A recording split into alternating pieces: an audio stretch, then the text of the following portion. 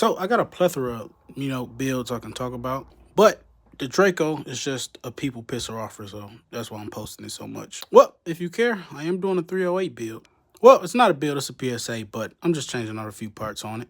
Just ordered a bipod. Got the LPVO up there. Now, one thing I can say about this PSA from PSA, the trigger on this thing is nice.